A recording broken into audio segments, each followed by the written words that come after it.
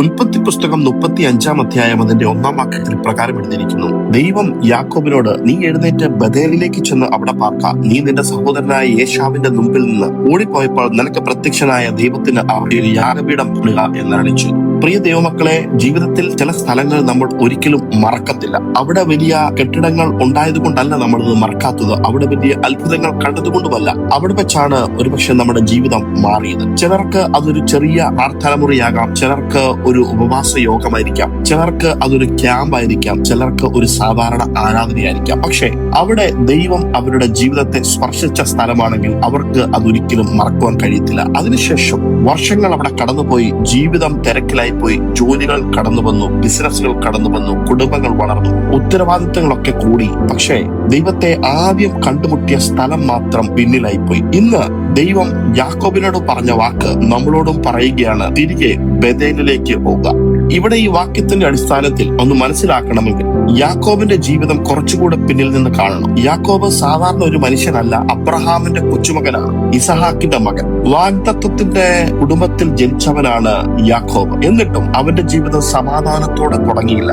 ജനിക്കുന്നതിന് മുമ്പ് തന്നെ അവനും ഏശാവും അമ്മയുടെ ഉദരത്തിൽ പൊരുതുകയായിരുന്നു. റിബേക്ക അതിശയിച്ച് ദൈവത്തോട് ചോദിച്ചപ്പോൾ ദൈവം ഇങ്ങനെ പറഞ്ഞു: 2 ജാതികൾ നിന്റെ ഉദരത്തിലുണ്ട്. അത് 2 കുഞ്ഞുങ്ങളുടെ പോരാട്ടം മാത്രമല്ലായിരുന്നു, 2 ജീവിത രീതികളുടെ പോരാട്ടമായിരുന്നു. യാക്കോബ് ജനിച്ചു കഴിഞ്ഞപ്പോൾ അവൻ ഏശാവിന്റെ കുതികാൽ പിടിച്ചാണ് പുറത്തു വന്നത്. അതുകൊണ്ടാണ് അവന് യാക്കോബ് എന്ന് പേരിട്ടത്. ആ പേരിന്റെ അർത്ഥം എന്താണെന്ന് അറിയാമോ? കുതികാൽ പിടിക്കുന്നവൻ, അല്ലെങ്കിൽ മറ്റൊരാളുടെ സ്ഥാനത്ത് എത്താൻ ശ്രമിക്കുന്നവൻ എന്നാണ്. പേര് പോലും അവന്റെ സ്വഭാവം പറയുന്നതായിരുന്നു. കാലങ്ങൾ കഴിഞ്ഞു പോയി. ഒരു ദിവസം ഏശാവ് വിശന്ന് വീട്ടിലേക്ക് വന്നപ്പോൾ ആ വിശപ്പിന്റെ സമയം യാക്കോബ് ഒരു അവസരമായി കണ്ടു. അവൻ പറഞ്ഞു: ആദ്യം നിന്റെ ജ്യേഷ്ഠാവകാശം എനിക്ക് തരിക. ഒരു പാത്രം പായസത്തിന് വേണ്ടി ഏശാവ് തന്റെ ജ്യേഷ്ഠാവകാശം വിറ്റുകളഞ്ഞു. അതൊരു ഭക്ഷണത്തിന്റെ കഥയല്ല, താൽക്കാലിക ആഗ്രഹത്തിന് വേണ്ടി നിത്യമായ അനുഗ്രഹം നഷ്ടപ്പെടുത്തിയ ഒരു കഥയായിരുന്നു. കുറച്ചു വർഷങ്ങൾക്ക് ശേഷം റിബേക്കയുടെ ഉപദേശപ്രകാരം യാക്കോബ് തന്റെ അപ്പനായ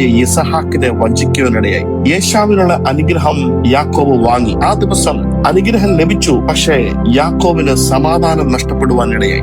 ഏശാവ് കോപത്തോടെ പറഞ്ഞു: ഞാൻ യാക്കോബിനെ കൊല്ലും. അപ്പോൾ റിബേക്ക പറഞ്ഞു: നീ ഓടിപ്പോവുക.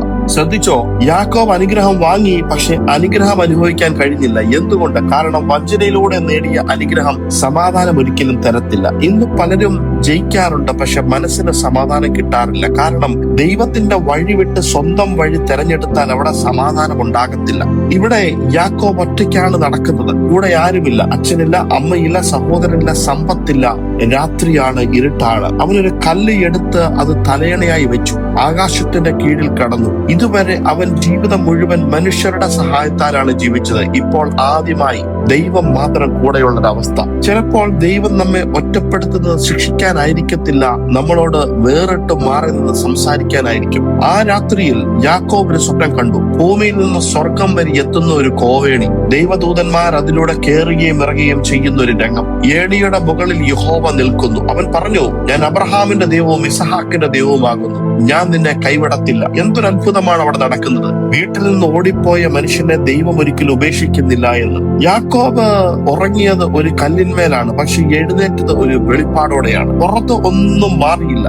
ഏശാവ് ഇപ്പോഴും ജീവിച്ചിരിക്കുന്നു, പ്രശ്നങ്ങൾ ഇപ്പോഴും ഉണ്ട്, യാത്ര ഇപ്പോഴും ബാക്കിയുണ്ട്. പക്ഷേ യാക്കോബ് മാറി. ചിലപ്പോൾ ദൈവം ആദ്യം സാഹചര്യം മാറ്റത്തില്ല, മനുഷ്യനെയാണ് രൂപാന്തരപ്പെടുത്തുന്നത്, മനുഷ്യനെയാണ് മാറ്റുന്നത്. ഉറക്കത്തിൽ നിന്ന് എഴുന്നേറ്റ് യാക്കോബ് പറഞ്ഞു: തീർച്ചയായും യഹോവ ഈ സ്ഥലത്തുണ്ട്, ഞാൻ അത് അറിഞ്ഞിരുന്നില്ല. അവൻ ആ സ്ഥലത്തിനൊരു പേര് നൽകി, ബഥേൽ. അതിന്റെ അർത്ഥം ദൈവത്തിന്റെ ഭവനം. ശ്രദ്ധിക്കൂ ദൈവ പൈതലെ, അതൊരു ക്ഷേത്രമല്ലായിരുന്നു, അതൊരു കെട്ടിടമല്ലായിരുന്നു, അതൊരു വലിയ പട്ടണമല്ലായിരുന്നു, വെറും ഒരു കല്ല്. ഒരു രാത്രി, ഒരു മനുഷ്യൻ, ഒരു ദൈവ സന്ദർശനം, അതുമതി ആ സ്ഥലം വിശുദ്ധമായി മാറി. കാരണം ദൈവ സാന്നിധ്യം വന്നിടം സാധാരണ സ്ഥലമല്ല, അത് വിശുദ്ധ സ്ഥലമായി മാറും. സഹോദരങ്ങളെ, നിങ്ങൾക്ക് ഒരു ബഥേൽ ഉണ്ടോ? നിങ്ങൾ ആദ്യമായി ഹൃദയം തുറന്ന സ്ഥലം കരഞ്ഞ ദിവസമാണോ? ആദ്യമായി പരിശുദ്ധാത്മാവിനെ അനുഭവിച്ച ദിവസം? ആദ്യമായി ജീവിതം യേശുവിന് സമർപ്പിച്ച ദിവസം? ആദ്യമായി വചനം നിങ്ങളെ തകർത്ത ദിവസം?